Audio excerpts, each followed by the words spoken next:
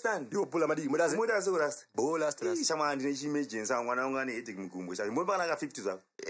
Unonzosele. Amangwana ande sana ngura chirawo ncheti panzo langu uita 2 seconds okugira izi. Abo. Give. Yeah. Rextan. Parwachonal. Kana munu kamukweretesa mari aita problem unenge wamugonera asi kana wabvunza mari yako ndiwatova problem achade kudzorera umwe wangu badara chikwereti ndakutuma wakadhiba usawande mutoileti buda badare chikwereti mumwe wangu badara chikwereti ndakutuma wakadhiba usawande mutoileti buda badare chikwereti yatove system ukatokweretwa watove victim anosiriris anokwereta apa nechipande musunga kakwereta sinjin marwadzo apa anofarira chimbadzo musuno akasungiswa namadzo after ababokiresere mason ane mawani uyo mukobara umwe wangu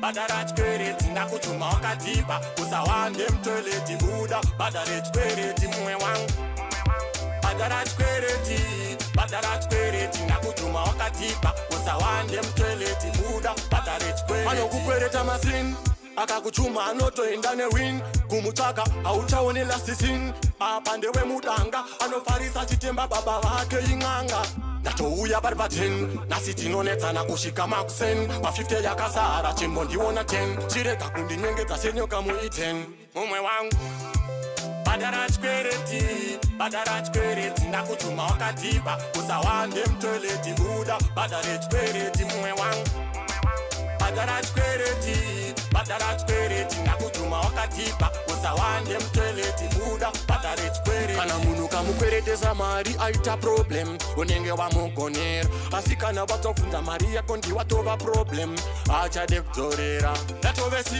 yatove system ukatokweretwa watove victim anosiriris anokwereta apa nechipande musunga kakwereta skinjin marwadzo apa anofarira chimbadzo musuno akasungiswa namadzo after ababokiresere mason ane mawani uyo mukobara umwe wangu badara chikwereti ndakutuma wakadhiba usawande mutoileti buda badare chikwereti mumwe wangu badara chikwereti ndakutuma wakadhiba usawande mutoileti buda badare chikwereti mumwe wangu badala chikwereti ndakutuma wakadhiba usawande mutoileti buda badale chikwereti let me say again badala chikwereti ndakutuma wakadhiba usawande mutoileti buda badale chikwereti